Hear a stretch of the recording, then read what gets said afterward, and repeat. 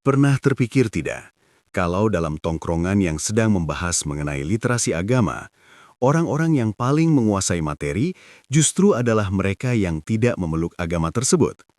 Kedengarannya seperti sebuah anomali, atau mungkin sekadar lelucon satir. Tapi data sosiologis justru menunjukkan hal yang sebaliknya.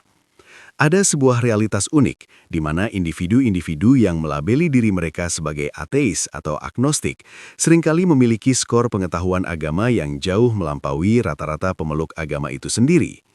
Fenomena ini bukan muncul dari ruang hampa, melainkan sebuah pola yang konsisten dalam berbagai riset global. Sebelum kita melangkah lebih jauh ke dalam diskusi yang mungkin terasa cukup personal dan tajam ini, saya ingin memberikan catatan penting sebagai batasan. Pembahasan ini sama sekali tidak berniat untuk merendahkan pilihan hidup siapapun atau menyerang keyakinan individu. Kita sedang berbicara dalam koridor data, observasi sosial, dan psikologi kognitif. Tujuannya adalah untuk membedah mengapa pengetahuan yang mendalam justru seringkali menjadi titik balik bagi seseorang untuk mengambil jarak dari institusi keyakinan. Kita akan melihat bagaimana sebuah kejujuran intelektual bekerja ketika seseorang berhadapan dengan tumpukan informasi yang kontradiktif. Kalau kita merujuk pada data yang dirilis oleh lembaga riset besar seperti Pew Research Center, hasilnya cukup mengejutkan banyak pihak. Dalam berbagai tes mengenai pengetahuan Alkitab, sejarah gereja, prinsip-prinsip Islam, hingga sejarah agama-agama Timur, kelompok non-religius secara konsisten menempati posisi teratas. Mengapa ini bisa terjadi? Logika sederhananya begini. Bagi mayoritas orang, agama adalah warisan, bukan sebuah pilihan yang dikaji secara mendalam. Banyak orang lahir dalam sebuah keluarga beragama, mengikuti ritualnya karena kebiasaan, dan menerima dogma-dogmanya sebagai sesuatu yang sudah seharusnya ada, seperti udara yang kita hirup. Mereka tidak merasa perlu untuk mempertanyakan atau mempelajari detail teologinya, karena agama bagi mereka adalah identitas sosial dan zona nyaman emosional. Di sisi lain, bagi seorang ateis, terutama mereka yang tinggal di lingkungan yang religius, ketidakpercayaan seringkali merupakan hasil dari proses pencarian yang melelahkan.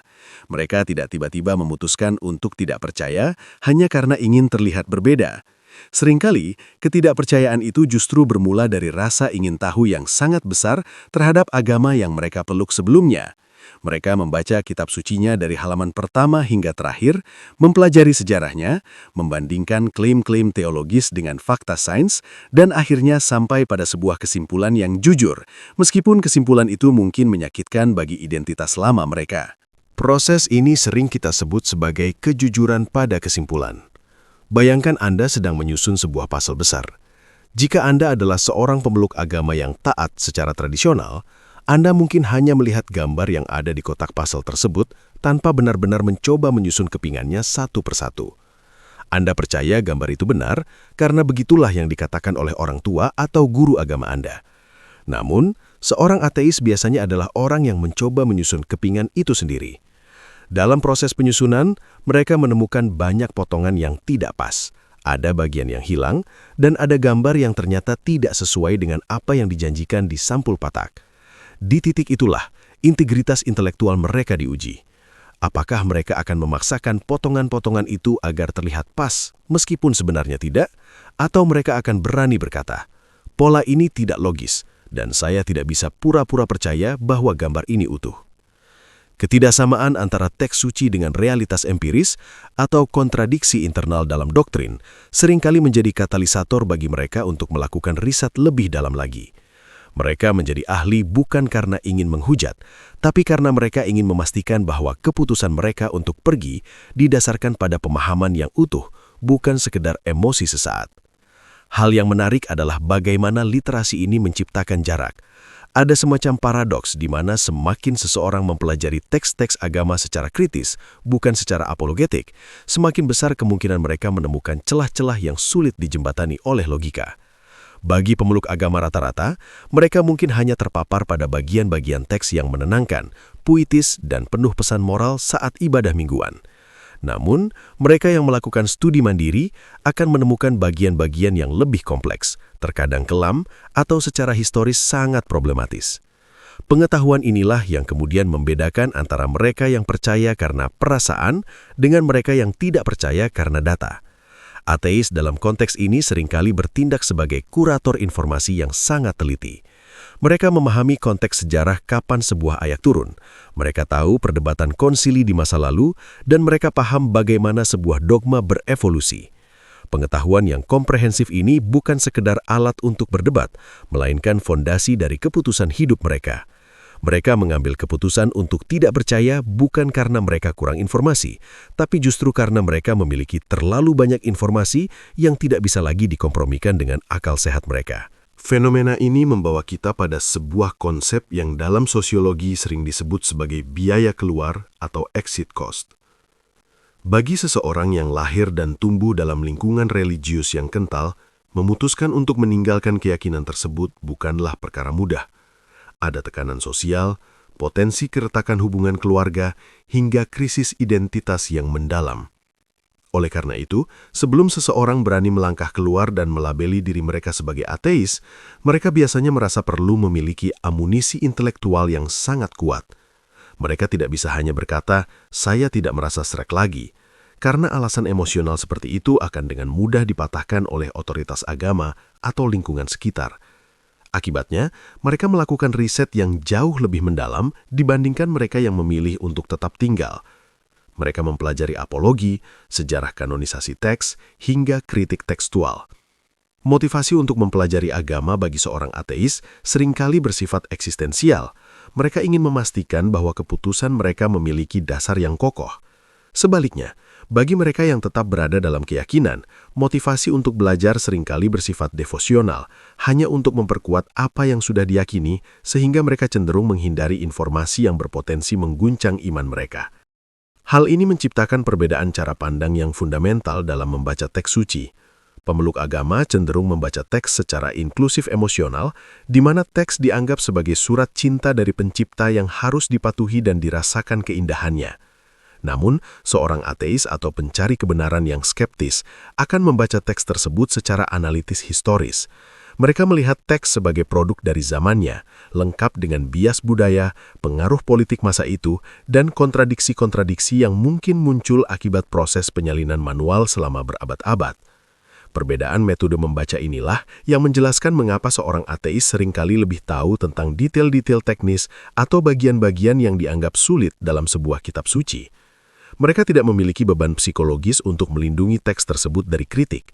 Ketika mereka menemukan sesuatu yang tidak konsisten, mereka tidak mencari pembenaran atau melakukan senam mental untuk mencocok-cocokkan makna, melainkan mereka mencatatnya sebagai sebuah data.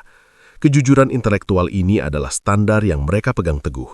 Jika sebuah premis terbukti salah secara logis atau historis, maka kesimpulan yang dibangun di atasnya juga harus dipertanyakan. Selain itu, data menunjukkan bahwa pengetahuan agama kelompok non-religius tidak hanya terbatas pada satu agama yang pernah mereka anut saja. Mereka cenderung memiliki pengetahuan lintas agama yang lebih luas dibandingkan penganut satu agama tertentu. Mengapa? Karena dalam proses pencarian jawaban, mereka biasanya melakukan studi komparatif. Mereka mempelajari bagaimana konsep banjir besar ada di berbagai mitologi sebelum muncul di teks-teks agama samawi, atau bagaimana konsep trinitas atau reinkarnasi memiliki akar sejarah yang panjang. Dengan mempelajari banyak agama sekaligus, mereka mulai melihat pola-pola universal dalam penciptaan mitos dan struktur institusi agama. Pengetahuan lintas agama ini memberikan mereka perspektif helikopter. Mereka melihat agama bukan sebagai kebenaran tunggal yang turun dari langit, melainkan sebagai fenomena sosiologis dan psikologis manusia yang terus berevolusi. Bagi seorang penganut agama, mempelajari agama lain seringkali dianggap tidak perlu atau bahkan berbahaya bagi iman mereka, sehingga wawasan mereka cenderung terisolasi dalam satu kotak saja. Kejujuran pada kesimpulan inilah yang menjadi poin krusial. Banyak orang beranggapan bahwa menjadi ateis adalah jalan yang mudah atau bentuk dari pemberontakan moral. Namun, jika kita melihat beban intelektual yang mereka pikul, menjadi ateis justru seringkali merupakan jalan yang lebih sulit secara kognitif. Mereka harus siap hidup tanpa kepastian tentang apa yang terjadi setelah kematian, tanpa pelindung gaib yang menjamin keadilan, dan tanpa skrip moral yang sudah jadi. Mereka memilih posisi tersebut bukan karena tidak mau tahu tentang Tuhan atau agama, melainkan karena mereka sudah tahu terlalu banyak hingga mereka tidak bisa lagi menutup mata terhadap fakta-fakta yang mereka temukan. Mereka memilih untuk jujur pada diri sendiri bahwa jawaban-jawaban yang disediakan oleh sistem kepercayaan tradisional tidak lagi memadai untuk menjawab kompleksitas dunia dan pengetahuan sains modern. Inilah yang kita sebut sebagai integritas pikiran, di mana seseorang lebih memilih untuk berdiri di atas ketidakpastian yang jujur daripada di atas kepastian yang dipaksakan. Menariknya lagi, perbedaan tingkat pengetahuan ini seringkali berakar pada bagaimana informasi tersebut diproses secara psikologis. Bagi seorang penganut agama, informasi tentang doktrin biasanya diterima dalam lingkungan yang suportif dan penuh afirmasi, seperti di tempat ibadah atau lingkaran keluarga, di mana tujuannya adalah untuk memperkuat ikatan emosional dan spiritual. Sebaliknya, bagi mereka yang akhirnya memilih jalan ateisme, informasi yang sama seringkali diproses melalui filter skeptisisme metodologis. Mereka tidak sekedar membaca untuk mengerti apa yang dikatakan teks, tetapi mengapa teks itu mengatakan hal tersebut, siapa yang menulisnya, dan dalam konteks politik apa tulisan itu muncul. Ketajaman analisis ini membuat mereka seringkali lebih akrab dengan detail-detail sejarah yang mungkin diabaikan atau bahkan tidak diketahui oleh pemeluk agama awam.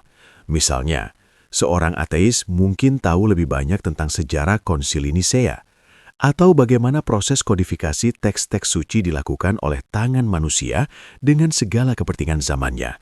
Sementara seorang pemeluk agama mungkin hanya menerima teks tersebut sebagai sesuatu yang turun secara ajaib tanpa celah sejarah. Pengetahuan teknis semacam inilah yang seringkali menjadi batu sandungan bagi keimanan, namun menjadi fondasi bagi kejujuran intelektual. Ada sebuah paradoks kognitif yang disebut disonansi kognitif, di mana seseorang merasa tidak nyaman ketika menghadapi dua informasi yang saling bertentangan. Bagi pemeluk agama yang taat, ketika mereka menemukan kontradiksi dalam kitab suci atau antara agama dan sains, mekanisme pertahanan diri mereka biasanya akan aktif. Mereka mungkin akan mencari tafsir yang paling lunak, menganggapnya sebagai misteri Tuhan yang tidak terselami, atau bahkan mengabaikan informasi tersebut demi menjaga kedamaian batin. Namun, bagi calon ateis, disonansi kognitif ini justru menjadi bahan bakar untuk riset lebih lanjut. Mereka tidak bisa tidur dengan tenang sebelum menemukan jawaban yang logis. Mereka akan menggali lebih dalam, membaca literatur dari para kritikus, mempelajari bahasa asli teks tersebut, dan mencoba melihatnya dari sudut pandang objektif. Pada akhirnya, ketika tumpukan data tersebut tidak lagi bisa diselaraskan dengan klaim-klaim teologis, mereka mengambil keputusan yang paling berat, mengakui bahwa konstruksi keyakinan tersebut tidak kokoh. Inilah yang saya maksud dengan berani jujur pada kesimpulan. Keputusan untuk tidak percaya bukanlah hasil dari kemalasan berpikir, melainkan hasil dari kerja keras intelektual yang mencapai titik jenuh terhadap jawaban-jawaban apologetik. Seringkali para ateis ini juga lebih memahami sisi-sisi gelap atau bagian-bagian sulit dalam teks agama yang biasanya dilewati dalam ceramah-ceramah umum. Mereka tahu tentang hukum-hukum kuno yang keras, narasi peperangan yang brutal, atau diskriminasi gender yang termaktub dalam teks sejarah. Pengetahuan ini bukan dimiliki karena mereka ingin mencari-cari kesalahan, tetapi karena mereka membaca teks tersebut secara utuh tanpa sensor emosional. Sementara itu, banyak penganut agama yang hanya terpapar pada versi pilihan dari agama mereka, bagian yang penuh kasih, damai, dan inspiratif. Akibatnya, terjadi kesenjangan literasi yang nyata. Seorang ateis bisa mengutip ayat yang sangat problematis dengan konteks historis yang akurat, sementara penganut agama tersebut mungkin akan terkejut atau bahkan menyangkal bahwa ayat tersebut ada di dalam kitab mereka sendiri. Kejujuran untuk melihat wajah utuh dari sebuah agama, termasuk sisi-sisi yang tidak nyaman, adalah salah satu alasan mengapa literasi mereka cenderung lebih tinggi. Mereka tidak menggunakan kacamata kuda. Mereka melihat keseluruhan lanskap sejarah dan literatur dengan mata telanjang. Lebih jauh lagi, pemahaman yang mendalam tentang agama seringkali membawa seseorang pada kesadaran bahwa moralitas tidak harus bergantung pada instruksi supranatural. Melalui pengetahuan tentang evolusi perilaku manusia dan sejarah etika, banyak ateis yang menyadari bahwa prinsip-prinsip kebaikan seperti empati, keadilan, dan kerjasama adalah produk dari evolusi sosial kita sebagai spesies, bukan sekedar perintah dari langit. Pengetahuan sosiologis ini memperkuat posisi mereka. Mereka tahu bagaimana agama berfungsi sebagai perekat sosial di masa lalu, tapi mereka juga tahu bahwa alat-alat sekuler modern seperti hak asasi manusia dan sains mampu memberikan kerangka moral yang lebih universal dan adaptif. Jadi pengetahuan mereka bukan hanya tentang apa yang salah dengan agama, tapi juga tentang bagaimana manusia bisa berfungsi dengan baik tanpa agama. Mereka memahami fungsi psikologis di balik ritual dan doa, namun tetap memilih untuk tidak terlibat di dalamnya karena mereka lebih menghargai kebenaran faktual di atas kenyamanan psikologis. Pengetahuan ini memberikan mereka kemandirian berpikir yang luar biasa, di mana kesimpulan mereka diambil berdasarkan observasi nyata atas perilaku manusia dan sejarah dunia, bukan berdasarkan rasa takut akan hukuman atau harapan akan pahala di kehidupan mendatang. Salah satu alasan mendasar mengapa tingkat literasi agama di kalangan ateis cenderung tinggi adalah karena mereka seringkali bersentuhan langsung dengan disiplin ilmu kritik historis dan arkeologi biblika atau tekstual. Banyak pemeluk agama yang memandang kitab suci mereka sebagai sesuatu yang turun secara vertikal, murni, dan tidak terjamah oleh pengaruh budaya luar. Namun, seorang ateis yang tekun biasanya akan menemukan bahwa narasi-narasi besar dalam agama Samawi, seperti kisah penciptaan, banjir besar, atau hukum-hukum moral awal, memiliki kemiripan yang luar biasa dengan mitologi-mitologi kuno yang jauh lebih tua, seperti mitos Enuma Elish dari Babilonia atau Epic of Gilgamesh dari Sumeria. Pengetahuan tentang akar budaya ini seringkali menjadi momen krusial. Mereka menyadari bahwa apa yang selama ini dianggap sebagai wahyu eksklusif ternyata adalah hasil dari evolusi dan adaptasi budaya manusia di wilayah tersebut. Bagi mereka, memahami sejarah ini bukan untuk mengejek, melainkan untuk menempatkan agama dalam konteks yang masuk akal sebagai produk peradaban manusia, bukan entitas yang berdiri di luar sejarah. Ketelitian ini juga merambah pada pemahaman tentang bagaimana teks suci itu disusun. Banyak penganut agama yang tidak menyadari bahwa kitab suci mereka melewati proses penyuntingan, pemilihan, dan terkadang penghapusan teks-teks tertentu oleh otoritas politik atau keagamaan di masa lalu untuk kepentingan ortodoksi. Seorang ateis yang mendalami topik ini biasanya akan familiar dengan teks-teks apokrifa atau tulisan-tulisan yang dibuang dari kanon resmi. Mereka tahu bahwa ada beragam versi dari sebuah ajaran sebelum akhirnya satu versi dipaksakan menjadi standar tunggal. Pengetahuan ini memberikan mereka perspektif bahwa agama bersifat politis dan sangat manusiawi dalam pembentukannya. Ketika mereka melihat jahitan-jahitan sejarah yang kasar ini, mereka tidak bisa lagi melihatnya sebagai kain yang ditenun oleh tangan ilahi. Kejujuran mereka untuk mengakui adanya campur tangan manusia yang sangat dominan dalam penyusunan doktrin adalah kesimpulan yang diambil setelah mereka membedah anatomi sejarah tersebut secara mendalam. Perbedaan yang mencolok juga terlihat dalam cara menangani sains dan agama.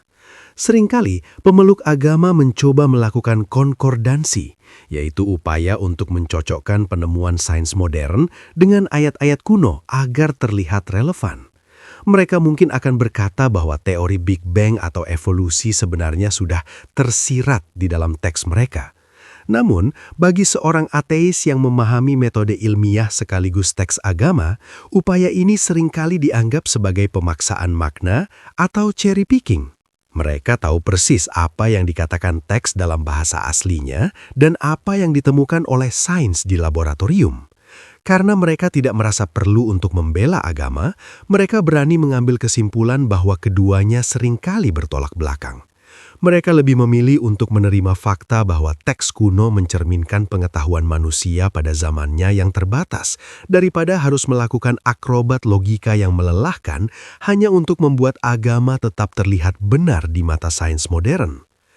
Kejujuran pada kesimpulan ini juga mencakup aspek psikologi massa. Banyak ateis yang mempelajari sosiologi agama untuk memahami mengapa orang percaya, meskipun bukti-bukti empiris seringkali tidak mendukung. Mereka mempelajari tentang confirmation bias, di mana otak manusia cenderung mencari informasi yang hanya mendukung keyakinan mereka dan mengabaikan yang melemahkan. Dengan memahami cara kerja bias ini, para ateis berusaha untuk lebih objektif dalam menilai informasi. Mereka menyadari bahwa rasa nyaman yang diberikan oleh agama adalah sebuah fungsi evolusioner untuk mengurangi kecemasan terhadap kematian atau ketidakpastian hidup. Pengetahuan tentang mekanisme pertahanan psikologis ini membuat mereka mampu melihat agama dari luar sebagai sebuah sistem pendukung emosional, namun bukan sebagai kebenaran faktual. Literasi mereka tentang fungsi otak dan perilaku sosial inilah yang memperkuat keputusan mereka untuk tetap berada di jalur skeptisisme, karena mereka tahu betapa mudahnya akal manusia tertipu oleh keinginan untuk merasa aman. Lebih jauh lagi, jika kita melihat sejarah perkembangan konsep ketuhanan itu sendiri, para ateis seringkali mendalami apa yang disebut sebagai silsilah atau genealogi Tuhan. Mereka tidak melihat konsep Tuhan sebagai sesuatu yang statis atau turun dari langit secara utuh, melainkan sebagai ide yang berevolusi seiring dengan perkembangan peradaban manusia. Pengetahuan arkeologis dan tekstual menunjukkan bagaimana Tuhan-Tuhan suku yang bersifat lokal dan antropomorfis, memiliki sifat-sifat seperti manusia, perlahan-lahan bertransformasi menjadi entitas monoteistik yang abstrak dan maha kuasa. Bagi seorang peneliti yang skeptis, melihat jejak transisi ini, misalnya dari politeisme kuno menuju monoteisme di kawasan Timur Tengah, memberikan gambaran yang sangat jelas bahwa Tuhan seringkali dibentuk sesuai dengan kebutuhan politik dan sosial zamannya. Ketika seseorang mengetahui bahwa nama-nama Tuhan tertentu di masa lalu sebenarnya adalah bagian dari panteon dewa-dewa yang lebih luas, sulit baginya untuk mempertahankan klaim bahwa satu Tuhan tersebut adalah satu-satunya kebenaran mutlak. Pengetahuan sejarah yang mendalam ini bertindak seperti mikroskop yang memperlihatkan jahitan-jahitan budaya pada kain yang diklaim sebagai kain suci ilahi. Kejujuran pada kesimpulan ini juga melibatkan apa yang sering disebut sebagai uji orang luar terhadap iman. Secara statistik, hampir semua pemeluk agama menggunakan logika skeptis, kritis, dan menuntut bukti empiris ketika mereka menilai agama orang lain. Seorang penganut agama A akan dengan mudah melihat mitologi dalam agama B sebagai cerita rakyat yang tidak masuk akal, atau melihat ritual agama C sebagai tahayul yang tidak berdasar. Namun mereka seringkali gagal atau menolak untuk menggunakan standar logika yang sama terhadap agama mereka sendiri. Disinilah letak perbedaan literasi dan integritas intelektual seorang ateis. Seorang ateis biasanya adalah orang yang memutuskan untuk menerapkan standar skeptisisme yang sama yang sudah diakui secara universal untuk menilai agama orang lain kepada agama yang ia peluk sendiri. Mereka menolak untuk memberikan hak istimewa atau pengecualian logika kepada keyakinan mereka hanya karena itu adalah warisan keluarga. Bagi mereka, jika mujizat di agama lain dianggap sebagai klaim tanpa bukti, maka mujizat di agama sendiri juga harus diperlakukan dengan skeptisisme yang sama. Ketajaman untuk tidak pilih kasih dalam menggunakan nalar inilah yang seringkali membuat pengetahuan mereka menjadi lebih luas, karena mereka tidak membatasi diri pada satu sisi kebenaran saja. Selain itu, pemahaman tentang bagaimana sebuah institusi agama bekerja secara mekanis seringkali meruntuhkan aura kesucian yang menyelimutinya. Ibarat menonton sebuah pertunjukan sulap, jika Anda duduk di barisan paling depan dan melihat bagaimana sang pesulap menyembunyikan kartu di lengan bajunya, rasa kagum Anda akan berubah menjadi apresiasi terhadap teknik, namun kepercayaan Anda pada sihir akan hilang. Banyak ateis yang memiliki pengetahuan mendalam tentang liturgi, hukum kanonik, atau struktur hierarki keagamaan justru karena mereka pernah berada jauh di dalam sistem tersebut. Mereka melihat bagaimana keputusan-keputusan suci seringkali diambil melalui perdebatan sengit antar manusia, kompromi politik, atau kepentingan ekonomi lembaga. Pengetahuan tentang aspek-aspek teknis dan administratif ini membuat mereka sadar bahwa agama pada intinya seringkali berfungsi sebagai organisasi manusia yang sangat kompleks. Kesimpulan mereka untuk tidak lagi percaya bukanlah sebuah tindakan emosional, melainkan pengakuan jujur bahwa struktur tersebut tidak memiliki fondasi supranatural seperti yang diklaim selama ini. Hal ini juga berkaitan dengan bagaimana mereka memproses teks-teks moral. Seringkali diasumsikan bahwa ateis tidak tahu tentang ajaran moral agama, padahal kenyataannya banyak dari mereka yang hafal teks-teks tersebut justru untuk membedah standar moralitas yang ditawarkan. Mereka menemukan bahwa banyak ajaran moral dalam kitab suci yang sebenarnya merupakan cerminan dari etika zaman perunggu atau besi yang sudah tidak relevan lagi dengan nilai-nilai kemanusiaan modern.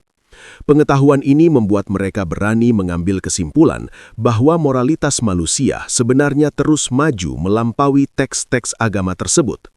Mereka melihat bahwa penghapusan perbudakan, kesetaraan gender, dan hak-hak minoritas justru seringkali diperjuangkan melawan otoritas agama yang menggunakan teks suci sebagai pembenaran status quo. Literasi sejarah tentang perjuangan etika ini memberikan mereka keyakinan bahwa kita tidak membutuhkan otoritas langit untuk menjadi manusia yang baik. Kejujuran intelektual memaksa mereka untuk mengakui bahwa nurani manusia modern seringkali lebih beradab daripada perintah-perintah tertentu dalam teks kuno, dan mereka lebih memilih untuk setia pada kemanusiaan daripada pada dogma yang sudah usang. Ketertarikan para ateis terhadap detail-detail teknis ini seringkali membawa mereka ke ranah linguistik dan filologi. Banyak pemeluk agama yang membaca terjemahan kitab suci mereka dan menganggap setiap kata di dalamnya memiliki makna tunggal yang absolut. Namun, seorang ateis yang melakukan studi mendalam seringkali menyadari betapa banyaknya nuansa yang hilang dalam penerjemahan. Mereka mempelajari bagaimana kata-kata tertentu dalam bahasa Ibrani kuno, Yunani Koine, atau Arab klasik memiliki lapisan makna yang jauh lebih kompleks, yang seringkali disederhanakan atau bahkan digeser maknanya oleh para penerjemah demi mendukung doktrin tertentu. Pengetahuan tentang ambiguitas bahasa ini membuat mereka sadar bahwa fondasi dari banyak dogma mutlak sebenarnya berdiri di atas pilihan kata yang bersifat interpretatif, bukan kepastian linguistik. Bagi mereka, kejujuran intelektual berarti mengakui bahwa sebuah teks kuno bisa berarti banyak hal, dan mengklaim satu tafsir sebagai satu-satunya kebenaran ilahi adalah sebuah lompatan logika yang tidak bisa mereka terima. Mereka lebih memilih untuk mengakui keterbatasan bahasa manusia daripada memaksakan kesucian pada sebuah terjemahan yang bias. Selain aspek bahasa, ada pula pendalaman mengenai teodise, upaya intelektual untuk menjelaskan mengapa Tuhan yang Maha Kuasa dan Maha Baik membiarkan penderitaan terjadi. Banyak penganut agama yang hanya menerima jawaban standar seperti ini adalah ujian atau manusia punya kehendak bebas. Namun, seorang ateis yang mempelajari filsafat agama biasanya sudah melampaui jawaban-jawaban permukaan tersebut. Mereka mempelajari argumen-argumen dari para pemikir besar sepanjang sejarah dan menemukan bahwa solusi-solusi teologis untuk masalah penderitaan seringkali mengandung kontradiksi internal yang fatal secara logika. Pengetahuan mereka tentang paradoks Epikurus atau kritik terhadap argumen teleologis bukan hanya sekedar hafalan akademis, melainkan hasil dari pencarian jawaban atas ketidakadilan dunia yang mereka lihat sehari-hari. Ketika mereka sampai pada kesimpulan bahwa penjelasan teologis tidak sinkron dengan realitas penderitaan yang masif, mereka memilih untuk berhenti mencoba membela Tuhan dan lebih fokus pada solusi kemanusiaan yang nyata. Kejujuran pada kesimpulan ini adalah bentuk keberanian untuk menerima bahwa alam semesta mungkin memang tidak memiliki sutradara moral di baliknya. Hal ini juga berkaitan dengan pemahaman tentang luasnya spektrum agama yang pernah ada di muka bumi. Seorang ateis yang terliterasi dengan baik biasanya menyadari bahwa ada ribuan agama dan sistem kepercayaan yang telah lahir, berjaya, lalu mati menjadi mitologi sepanjang sejarah manusia. Mereka melihat pola yang sama berulang kembali, klaim kebenaran tunggal, janji keselamatan, ancaman hukuman, dan ritual pengabdian. Bagi pemeluk agama tertentu, agama mereka adalah satu-satunya sinyal di tengah kebisingan dunia.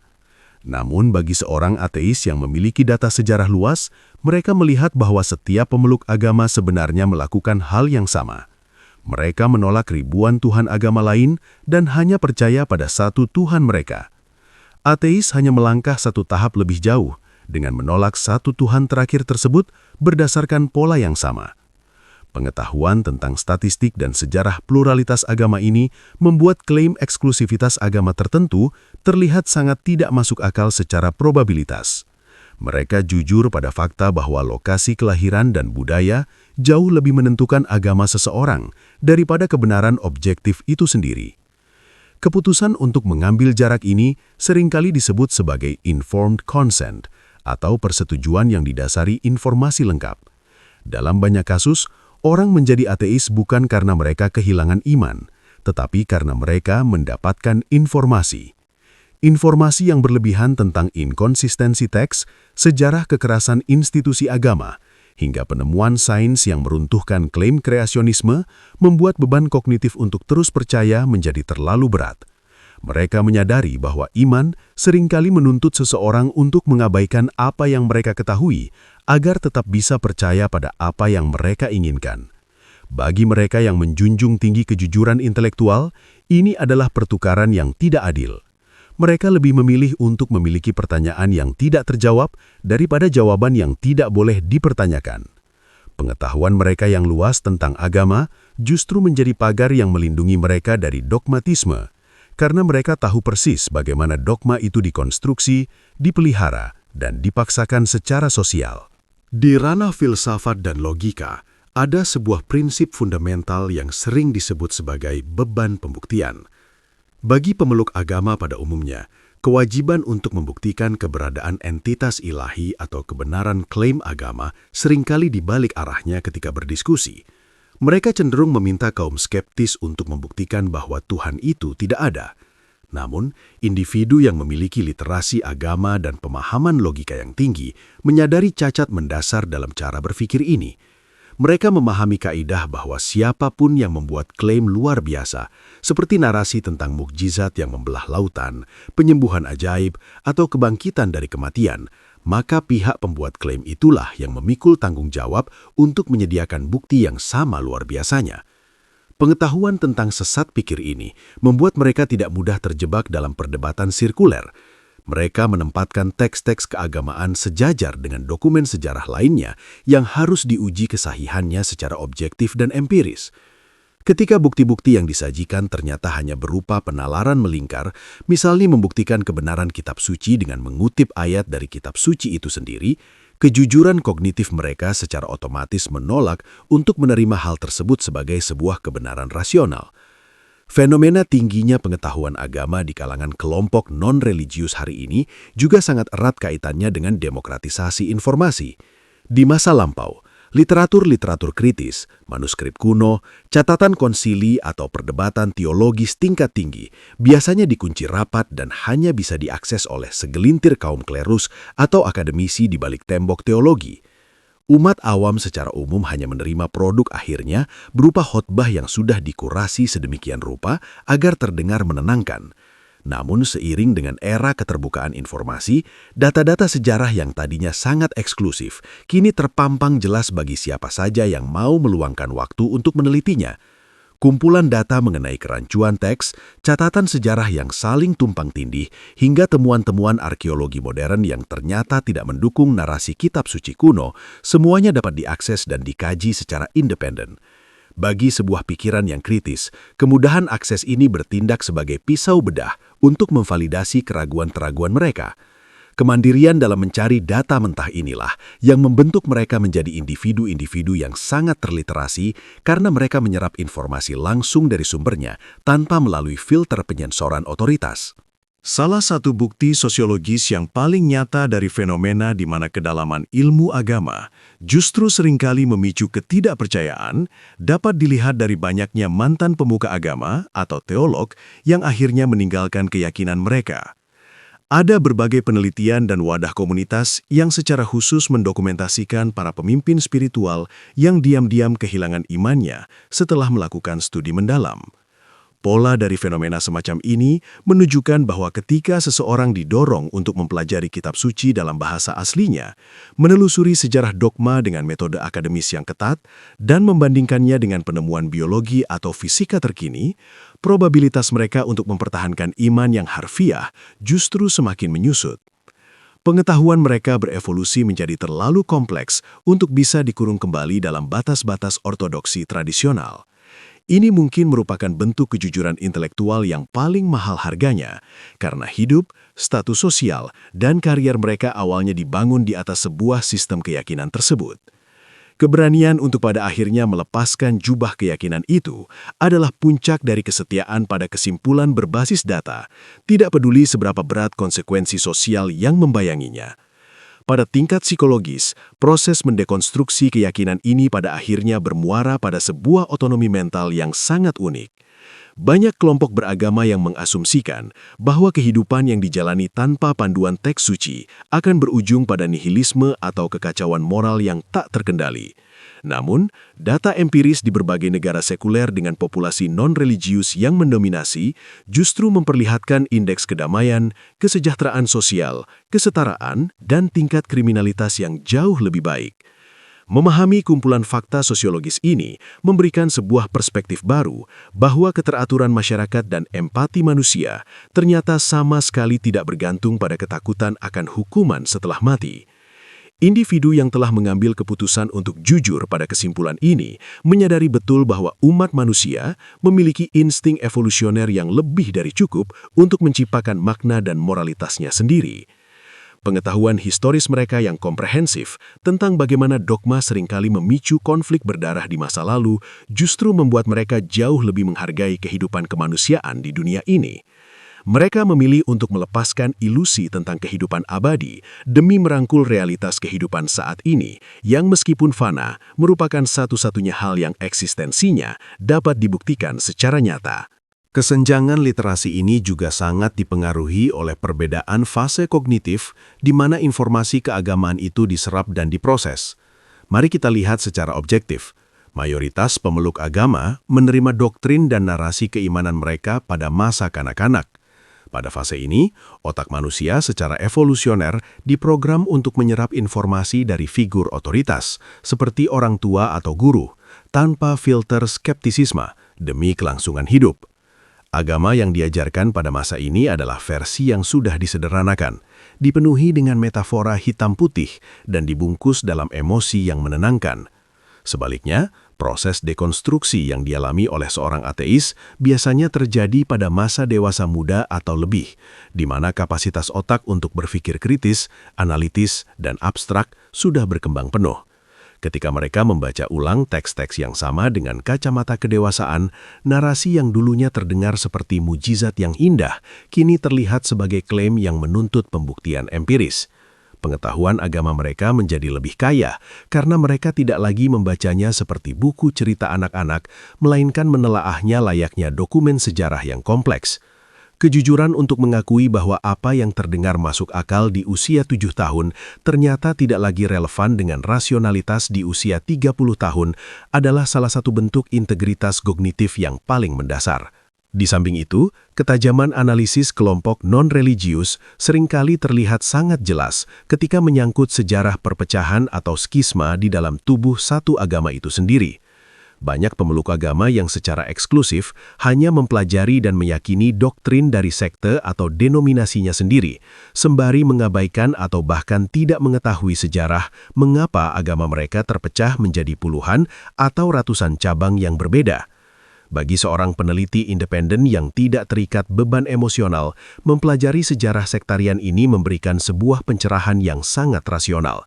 Mereka melacak bagaimana perbedaan pendapat yang sering kali sepele, perselisihan politik perebutan kekuasaan, hingga perbedaan penafsiran tata bahasa bisa melahirkan cabang agama baru yang masing-masing mengklaim memegang kebenaran absolut. Memahami detail-detail historis dari konsili-konsili yang berujung pada saling mengakhirkan ini membuat para ateis melihat sebuah pola sosiologis yang sangat terang benderang, bahwa klaim tentang bimbingan ilahi yang universal ternyata tidak bisa dibedakan dari pertikaian politik manusia pada umumnya. Mengetahui betapa rapuhnya klaim kesatuan umat di bawah mikroskop sejarah membuat mereka dengan sangat sadar dan jujur menyimpulkan bahwa campur tangan langit dalam urusan ini hanyalah sebuah ilusi. Pengetahuan filosofis yang mendalam ini juga membuat mereka kebal terhadap argumen-argumen pragmatis yang sering dilontarkan oleh kelompok beragama. Salah satunya adalah konsep taruhan Pascal atau Pascal's wager. Bagi masyarakat awam, logika lebih baik percaya untuk berjaga-jaga kalau ternyata Tuhan dan neraka itu ada, terdengar seperti sebuah strategi asuransi yang cerdas. Namun mereka yang terliterasi secara teologis dan filosofis tahu betul bahwa argumen ini cacat secara fundamental. Pertama, argumen ini mengasumsikan Tuhan sebagai entitas yang mudah ditipu oleh kepura-puraan pragmatis, percaya hanya karena takut dihukum, bukan karena benar-benar yakin pada kebenarannya.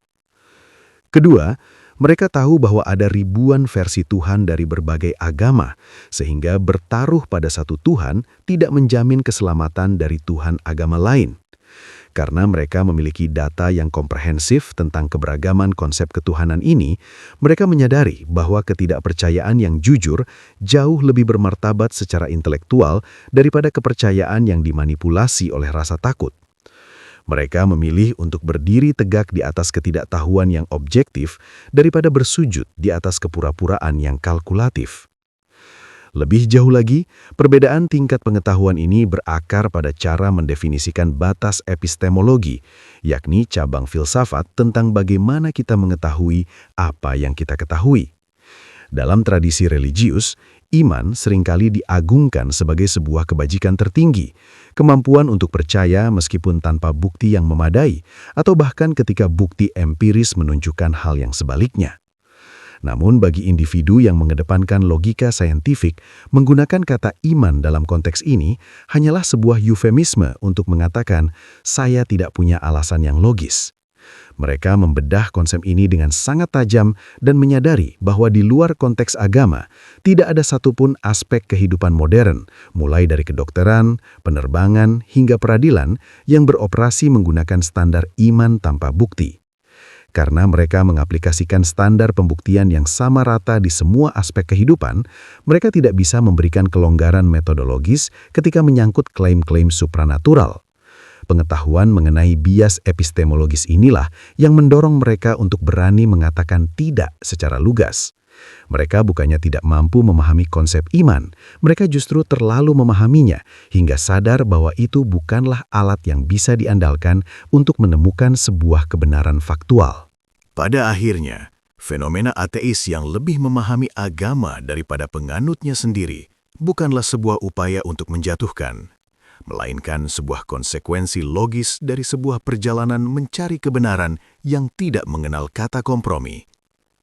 Ketika seseorang berani untuk benar-benar jujur pada kesimpulan yang mereka temukan di balik tumpukan naskah kuno, catatan sejarah yang kelam, dan hukum-hukum alam yang konsisten, seringkali mereka sampai pada sebuah titik di mana kepercayaan tidak lagi menjadi pilihan yang masuk akal. Pengetahuan yang mereka miliki adalah hasil dari keberanian untuk menanggalkan zona nyaman emosional demi integritas intelektual.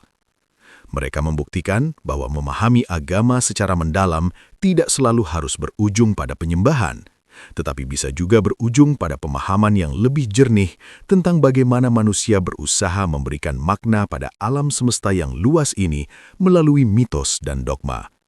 Literasi ini adalah bentuk penghormatan terhadap akal budi, sebuah pengakuan bahwa kebenaran yang pahit jauh lebih berharga daripada kenyamanan yang dibangun di atas ketidaktahuan. Terima kasih sudah menyimak pembahasan yang mendalam ini hingga akhir.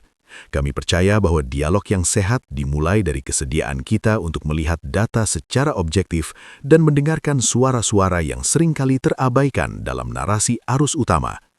Fenomena kejujuran pada kesimpulan ini hanyalah satu dari sekian banyak perspektif yang mengajak kita untuk lebih kritis dalam memandang dunia di sekitar kita.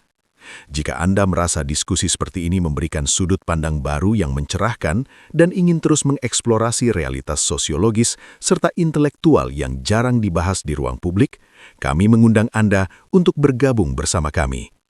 Jangan lupa untuk menekan tombol subscribe dan aktifkan lonceng notifikasi agar Anda tidak ketinggalan pembahasan menarik lainnya dari kami.